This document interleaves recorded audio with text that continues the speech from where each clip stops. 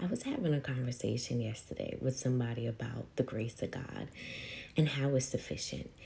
And I woke up this morning and I feel like God gave me a different way of understanding that scripture. Now, what he showed me was in shoes. Now, when I was pregnant with my son, I went from a size 6.5 to a size 7.5. Went to from a 6.5 to a 7 and a 7 to a 7.5, and it wasn't comfortable. Not only because of the actual fact that my foot was getting bigger and swelling, but that meant that now I gotta go shopping. I gotta get new shoes. And I had been a 6.5 for so many years that I accumulated shoes that I really liked. And I had so many that some of them were in a box. It was almost like going shopping when I needed to find new shoes. But now I'm in a state of life where things are happening to me mentally, emotionally, physically, and I have to go shop around for something new. In the beginning of my pregnancy, I was so sick, I couldn't even take myself. So I had to tell my husband, hey, babe, we got to go to the store.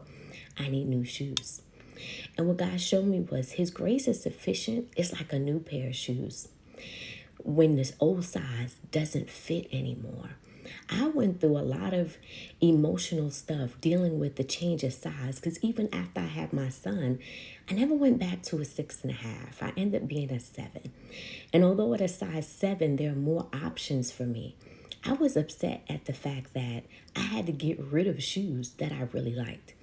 Now, this isn't just about shoes, but I need you to understand that his grace is like having options for a new pair of shoes, but it's not that easy. You have to be able to go out there and find it.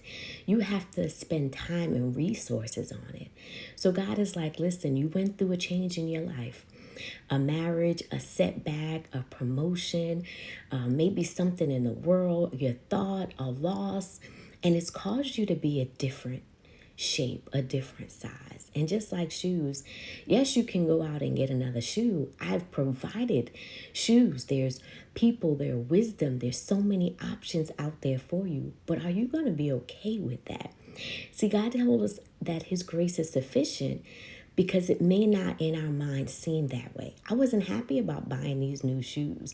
I wasn't happy because I had things that I really liked and I really enjoyed.